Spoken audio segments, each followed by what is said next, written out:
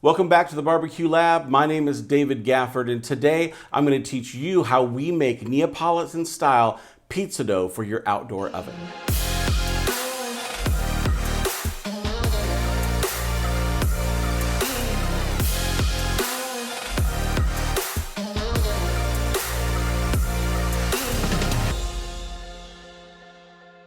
Now, we may be called the Barbecue Lab, and it probably would have been intelligent to call ourselves the Outdoor Cooking Lab or something else like that, because not everything we do is barbecue, but one of the things that we really focus on is outdoor cooking, and outdoor pizza ovens are all the rage in the outdoor cooking world right now. We have many reviews that we've done on outdoor pizza ovens, and a question that we get asked very often is, how do you make Neapolitan style pizza dough? Well, that's something that we started out not really understanding how to do that. We had to ask people, we asked friends. I found a great mentor in Wood Oven Boston on Instagram. Make sure you check him out. But in learning how to do these things, I want to share with you what we've learned over the last year and a half in how to make Neapolitan style pizza dough that will really work in your outdoor oven. In addition to learning from others, one of the things that I did was I went out and bought cookbooks. With these cookbooks, these are some fantastic cookbooks that we highly recommend. The Saltwater Flour Yeast is a fantastic one. Perfect Pan Pizza is one I love. The Uni cookbook is great, and also the Elements of Pizza. I recommend all of those, and they're all fantastic to help you understand how to really make great pizza dough. Because the difference between barbecue and pizza really comes down to barbecue is an art form. There's not really a wrong way to do barbecue. It's kind of however you want to do it. You can just try things and have at it. Well, when it comes to pizza dough is a lot more science than it is art. So with baking, it comes down to accuracy of the ingredients. And we're talking about weights and not volume. So if you're here in the United States and you're thinking, oh, how many cups is it? I want to really challenge your thinking on this. That's why what we're going to do today is measure things out on a scale that measures in grams. If you can even find a scale that measures down to the 10th of a gram, that would be helpful as well, because you get down to very, very small measurements like the amount of active dry or instant yeast that you're going to use. You need between 1 to 3 grams, and that scale will help you do that. If you need to find a good scale, check out the link below. We'll make sure that we have that link in there. If you're interested in looking at these books, make sure you check out the description. We'll have links to all of these books, as well as our mixer and all of the things you see here. We'll make sure we put links below so you can find the things that you need as quickly as possible. Now, the first thing we need to do is calculate our recipe. There are many manufacturers of outdoor pizza ovens, and those manufacturers all have their classic recipes that they suggest you use. What I want to do with you today is I want to kind of take the best of what's out there and kind of show you how you can calculate your own. We're going to use an app today that's available on the Apple Store and the Android Store called the Pizza app. It's a completely free app, and it's fantastic for helping you figure out how to get your pizza dough recipe nailed down. So it really comes down to hydration. Now, hydration, what do you mean? Well, hydration percentage is the amount of flour to water in your pizza dough. So when you understand your flour to water ratio, you come up with a hydration percentage. And the Uni recipe and the Alpha recipe and some of those pizza ovens you might have seen on our channel, we're going to start with those two, and they have a hydration percentage set at 60% hydration. And that's what this recipe is going to go for today, is 60% hydration. That means for 1,000 grams of flour, we're going to have 600 grams of water in our recipe. So today what we're going for is we're going for 6 dough balls, and we're going to shoot for a weight of each dough ball to be 260 grams, primarily because what we're doing is we're shooting for pizzas that are going to be right around that 14-inch in size. So 260 grams on the ball weight.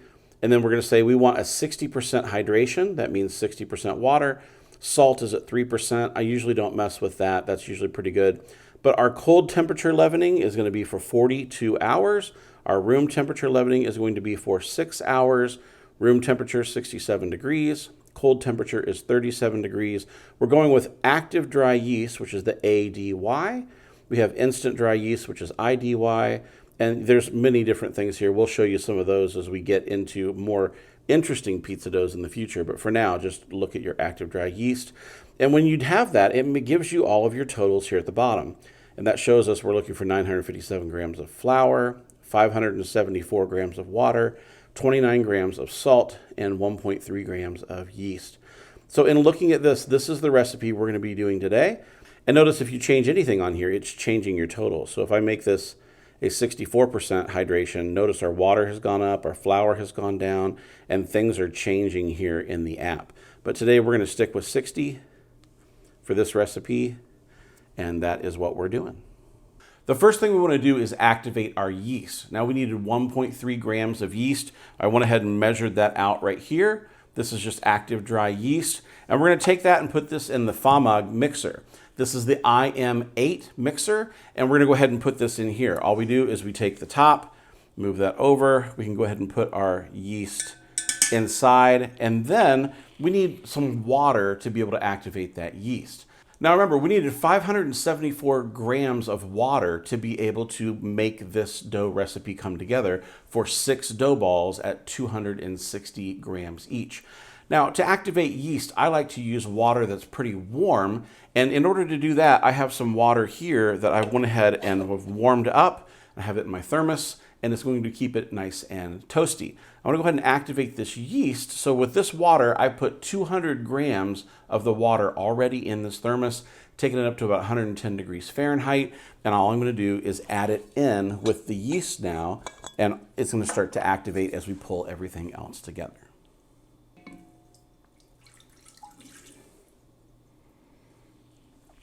That yeast will start to activate, and while it's doing its job, we're going to go ahead and measure out our other ingredients. So the first thing we can start with, though, is our flour and salt. I'm going to go ahead and take a Cambro 6-quart container. This has a nice lid. This is the type of container that I use whenever I'm proofing dough to keep it in the fridge. We're going to go ahead and measure our flour out in this Cambro container because we're going to use it later. No need to dirty more than one dish. But I'm going to go ahead and take this Cambro container and put it on our scale. I have it set to grams on the scale, and I went ahead and zeroed out the scale, so we are reading 0 grams right now. I'm going to go ahead and start with the flour, and we buy 00 flour for this recipe. There's all different types of flour that you can use. You'll see bread flour, you'll see cereal flour, you'll see all-purpose flour, 00 flour, but the most common flour in outdoor pizza oven pizza dough is 00 flour. And if you want to learn more about that, we have a video out talking about 00 flour and why you want to use it. You can click right up here and find it, or you can find it later in the description below. But today we're going to go ahead and use 00 flour for this recipe. I need 957 grams, so I'm going to go ahead and just grab our scoop here of our 00 flour. And I know 957 grams is going to be quite a couple scoops. That's 577, 802, and so we're looking for 957. We just kind of go slow until we get right up there. There's 949, 953, 957 right on the dot. So we have our flour measured out, and we're going to go ahead and add our salt to this as well. I don't want to add the salt in with the yeast as it's coming up to activate. I want to go ahead and add that to the flour itself because salt actually causes yeast to slow its activation. So we're going to go ahead and add it in here and let it activate in there without it. So I'm going to go ahead and zero out the scale, and I need 29 grams of salt in this recipe. So I'm going to go ahead and measure out 29 grams.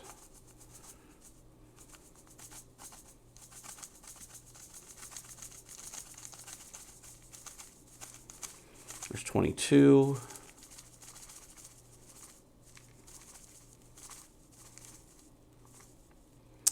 $29. So we have our flour, we have our salt, we have our yeast, and we have most of our water. Now the thing we need to do is we need to get the rest of our water. Now remember, we took 200 grams of our water already, heated it up to about 110 degrees Fahrenheit, and put that in to activate our yeast. So our total amount of water that the pizza app says we need is 574 grams. So 574 minus 200 grams gives us 374 grams. So I'm going to go ahead and measure 374 grams of water out, and then we have all of our ingredients measured. So we have our thermos back here, and I have some room temperature water. I need 374 grams of water in this thermos, and I've zeroed out the scale to be able to get that.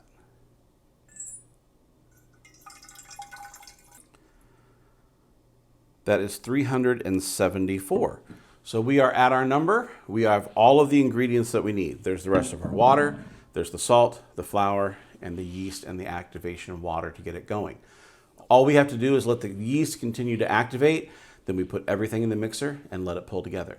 Now, before we start using this mixer, I do want to talk about it for a second. This is what's called a spiral dough mixer. Now, if you're just getting started in outdoor pizzas and you're just getting started with this whole idea of Neapolitan style pizzas, you probably won't have one of these at home. If you have a KitchenAid or you have some other type of mixer at home, that'll be fine. Just go ahead and use your dough hook to pull things together. Now, one of the nice things about this spiral mixer is that this Famag IM 8S gives us the ability to spiral mix our dough without bringing the temperature of the dough up. And that spiral hook that's inside is going to knead our dough as well as mix our dough. We want to go ahead and knead this dough for about 10 minutes, and this mixer is going to do all the heavy lifting for us. So if you're really getting into pizza and you're starting to think, man, I want to do this more often and in greater quantities, a mixer like this is going to be absolutely wonderful for you. We love this mixer, and if you want to learn more about it, we'll put a link in the description below. But we're going to go ahead and put it to action and start pulling this pizza dough together. All right, with this mixer, we just need to make sure we put the guard down, and then we're going to come over here and we have the speed, which is a speed 1 to mix, and this controls the direction of the spiral dough hook itself. We want to choose this direction so that the spiral pushes the dough down instead of lets it come up, and that is all we need to do. We set this, and all we're looking for now is we want this dough to pull together. Once it starts pulling together, then we'll start a timer because we want to let this knead the dough for 10 minutes.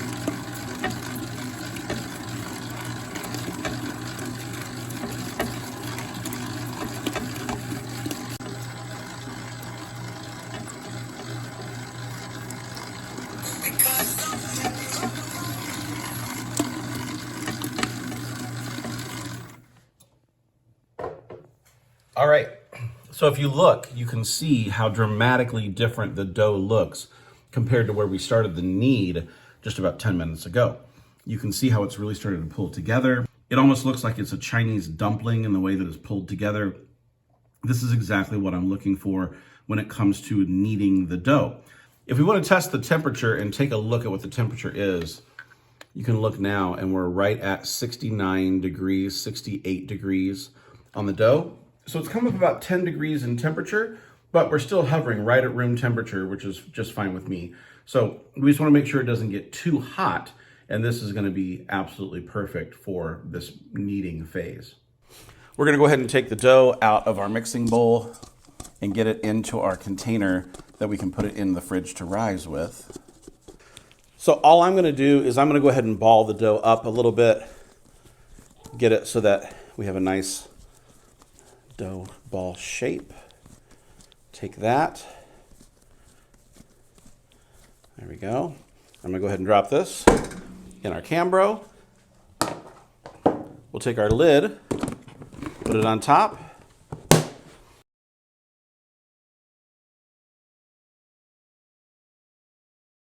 So we're going to take this and we're going to put it in the fridge for the next 42 hours for that cold temperature proof.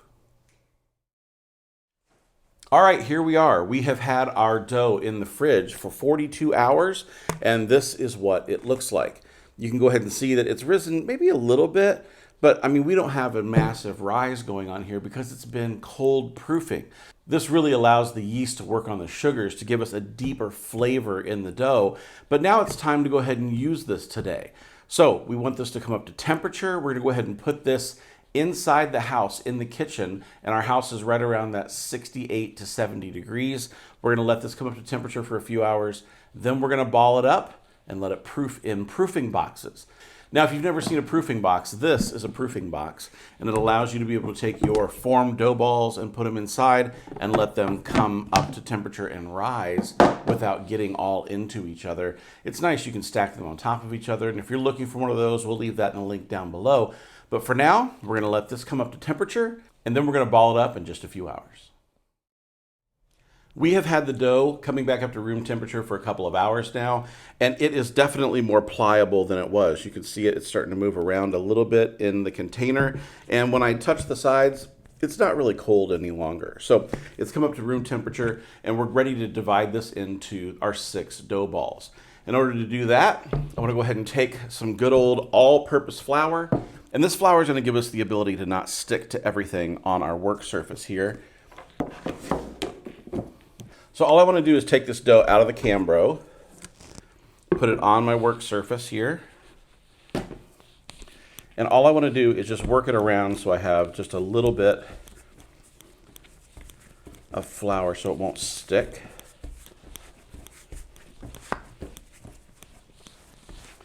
That looks good. So we have our dough ball ready to divide into 6 individual dough balls, and that's where I'm going to go ahead and use a pastry cutter. I'm just going to go ahead and eyeball these. We're looking for about 260 grams for each dough ball. But if I have this into a circle like I do now, I'm just going to go ahead and cut this in half. And once I have it in half, I know that each one of these is going to become thirds. So I'm going to go ahead and just take this and make it thirds. And this, make it thirds. And we roughly have our 6 individual dough balls. Now, to get these to be ready to go into our proofing box, what we want to do is we want to make sure that we have a smooth surface all the way around the outside to work with. You notice here's where we cut it. You notice that here is where we haven't cut it. What I'm going to go ahead and do is I'm going to work and get a smooth surface all the way around the top by pulling the dough into a circle and kind of pushing those edges to the bottom. Notice how that has a nice smooth surface all the way around the top. And then once you have that, you want to go ahead and tuck the bottom in. And then what I do is I will put it on my board and I'll work it around in a circle so that all my edges are tucked underneath. So that way when it rises, we have a single surface across the top to work with. Now, this is easier if you do it on top of maybe countertop or marble or something that's going to have more grip to it. With all of this flour on top, it makes it rather slippery. But given a section where we don't have that, we're able to make it so that we have closed the bottom so that when it rises, we're going to have that single surface across the entire top. So we'll add that in, and we're going to do the same thing for each additional dough ball. All we're going to do is take it so that we have that single surface across the top, tuck all the edges in and around, like that, and then that is what's going to go into our tray to rise. So I'm going to do the same for all these dough balls that are left here. We'll get all 6 of them set, and then this is going to be proofed for another 3 hours, maybe even 4 hours before we use it again. And you'll be able to see the difference between the size now and the size when we're ready to put these pizzas together. All right, and here we are. We have the dough balls that have rested at room temperature. They have continued to proof, and here is what they look like. If you can see in there, you can smell that yeast. Man, I can smell it. They look fantastic. They look exactly like they're supposed to look. So if you're going to be getting them out of this pan, this little device is a fantastic little scoop to get them out, because the thing is you want to keep them round, and keeping them round is what's going to help you get your round pizza. So this video is all about how to make Neapolitan style pizza dough with a cold proof and room temp proof technique. Now, the next video in this series will actually take you from dough ball all the way to finished pizza. And if you want to find that, just check up here in the card above or look in the description below. We'll have that video available for you. But the whole idea is you can make your own dough at home. You can be successful at cooking in your outdoor pizza oven. It's not hard. All you have to do is follow these instructions, and I'm telling you, it's going to work. We even have a whole playlist out of this whole process, from the idea of outdoor pizza oven to success with your outdoor pizza oven. So if you want to check that out, it'll be in the description below as well. But the whole idea, the reason we shoot these videos is to help you be the best outdoor entertainer that you can be. We want your backyard to be the place to be, that everybody comes to your backyard and you're the host or hostess with the mostest. And that's our whole goal. So if you like that, go ahead and subscribe to the channel. We have new videos coming out all the time, and our goal is to make you better at outdoor cooking and outdoor entertaining. So I'm David from the Barbecue Lab, and I look forward to seeing you next time right here on the channel.